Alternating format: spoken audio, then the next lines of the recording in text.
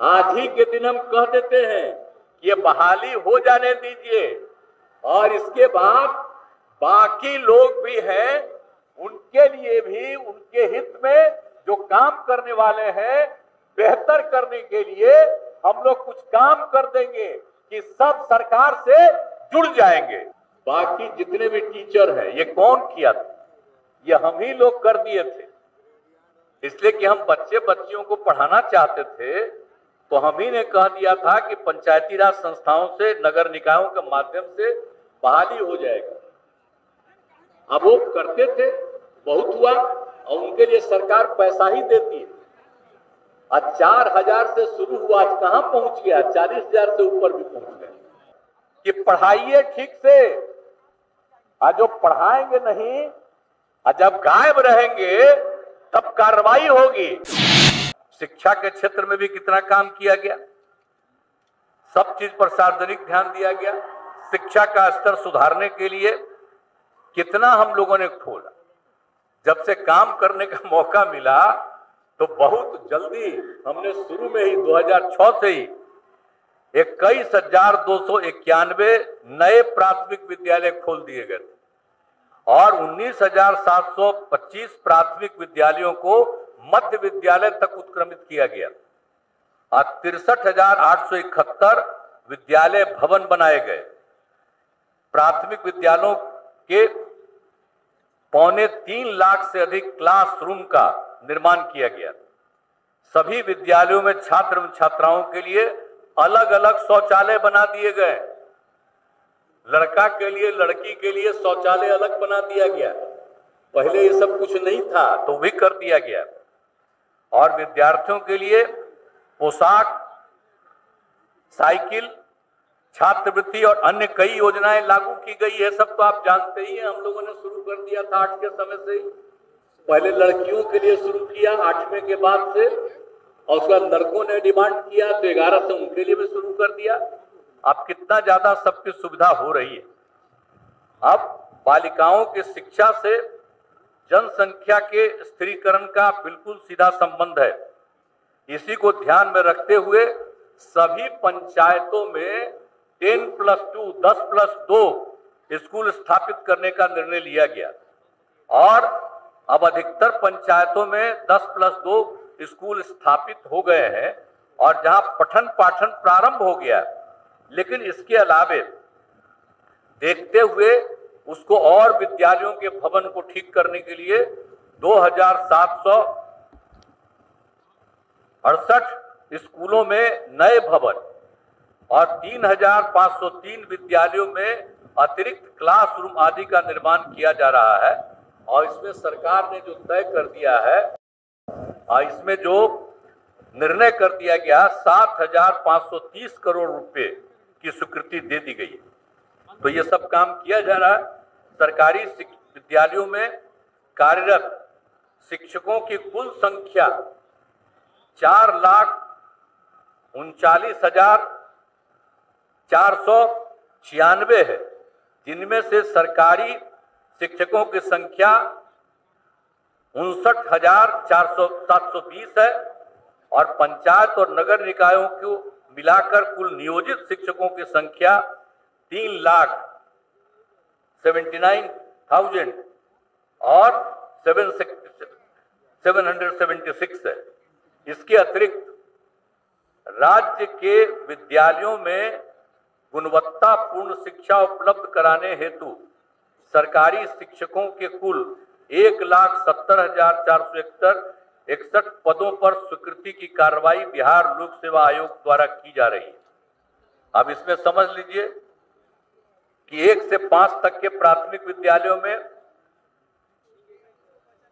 69,943 पद, प्राथमिक विद्यालयों में कक्षा 9 से 10 के लिए 32,916 पद और उच्च माध्यमिक विद्यालयों में कक्षा 11 से 12 के लिए 57,602 पद शामिल है। इस पर काम चल रहा और बहुत जरूरी है कि इसके लिए इस महीने के अंत तक इसके लिए जो भी है परीक्षा होनी है हो जाएगी और तेजी से ये काम हम लोग चाहते हैं कि जल्दी से जल्दी उनकी बहाली हो जाए। अब इसके अतिरिक्त प्राथमिक विद्यालयों में 40,518 हेडमास्टर के लिए प्रधानाध्यापकों की नियुक्ति की कार्रवाई भी बिहार लोक सेवा आयोग के द्वारा ही की जा रही है। वो भी काम बहुत जल्दी शुरू हो जाएगा।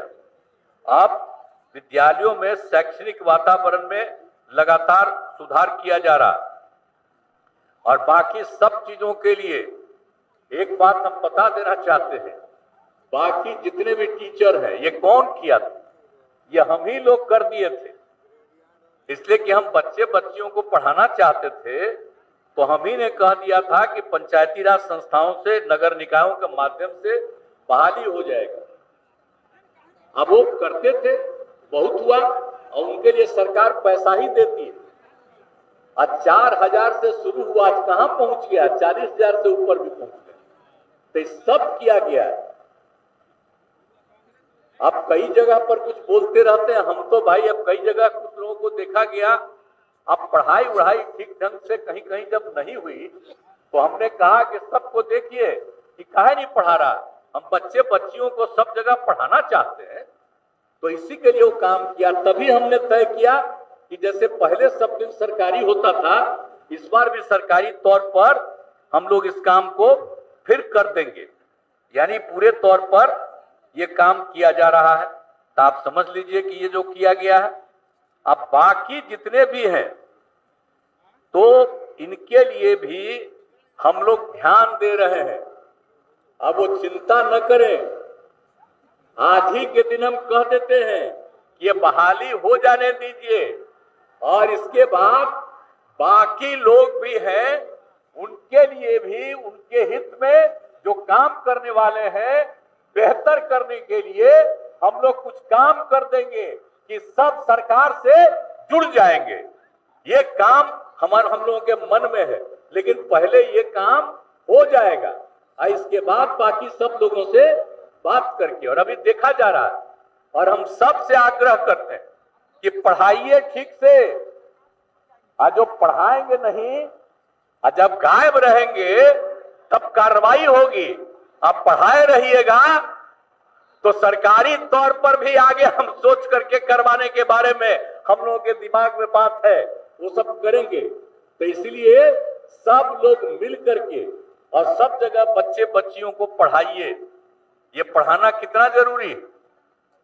अब आजकल देख रहे हैं ना, पहले कितना कम बच्चे बच्चियां पढ़ते, आजकल अब संख्या कितनी बढ़ रही है। इसी के चलते आप जानते हैं ना जी, प्रजनन दर बढ़ रहा। हम लोग काहे कह रहे हैं कि बच्चियों का पढ़ाई जरूरी है। तो आप समझ रहे थे ना, बिहार में 4.3 था और जो सर्वे हुआ था तो अगर लड़का लड़की में लड़की मैट्रिक पास है तो प्रजनन दर देश के विभिन्न हिस्सों में 2 था। अब बिहार में भी करवाए हम लोग, तो अगर लड़का लड़की में लड़की भी मैट्रिक है तो उसका भी लगभग 2 था। और उसके बाद देश भर में अगर मैट्रिक के आगे इंटर तक और आगे तक है तो उसका प्रजनन दर देश के सभी हिस्सों में 1.7। अब बिहार में अनेक जगहों पर सर्वेक्षण हुआ तो 1.6।